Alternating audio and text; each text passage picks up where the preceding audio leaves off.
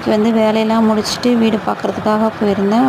ஒரு அக்கா வந்து எங்கள் ஏரியாவில் புரோக்கர் வீடுலாம் பார்த்து கொடுப்பாங்க.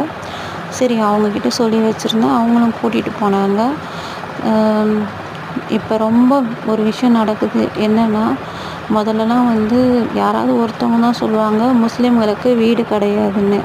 இப்போ வந்து எல்லா பிரிவினரும் சொல்கிறாங்க முஸ்லீம்களுக்கு வீடு கிடையாதுன்ட்டு.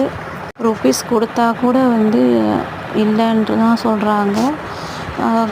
அதே மாதிரி சரி, மாற்று மத சகோதரிகள் தான் அப்படி சொல்கிறாங்கன்னா, அதாவது இஸ்லாமியர்களே இப்போ அப்படி சொல்ல ஆரம்பிச்சிட்டாங்க.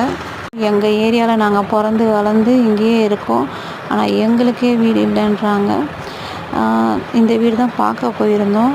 அப்பயே நான் சொன்னேன், இல்லைக்கா இது விட மாட்டாங்கக்கா, எனக்கு டவுட்டாக இருக்குதுன்னு முதல்ல கேளுங்க, அதுக்கப்புறம் போகலாம் அப்படின்னு. இல்லைம்மா வா, நான் உனக்கு கூட்டிகிட்டு போகிறேன், அதெல்லாம் விடுவாங்க அப்படின்னு சொல்லி கூட்டிகிட்டு போனாங்க.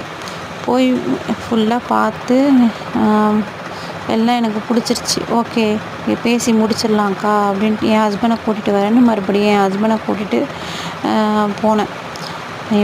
போனால் ஹவுஸ் ஓனர் வந்து மறுபடியும் கால் பண்ணி சொல்லிட்டாங்க. என் ஹஸ்பண்ட் பேசுனாங்க. அப்போ சொல்கிறாங்க, இல்லைம்மா முஸ்லீம்களுக்கு விட மாட்டோம் அப்படின்ட்டாங்க.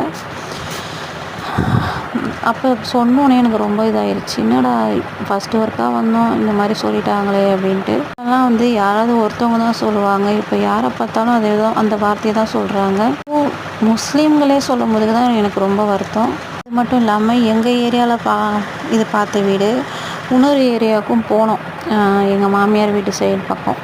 அங்கே வந்து நான் 2 வீடு பார்த்துருந்தேன். அதில் ஒரு வீடு வந்து இல்லை முஸ்லீமுக்கு விட மாட்டோன்னு ஒரு மாற்று சகோதரர், அதாவது அவர் வந்து இந்து, அவர் வந்து சொல்லிட்டார்.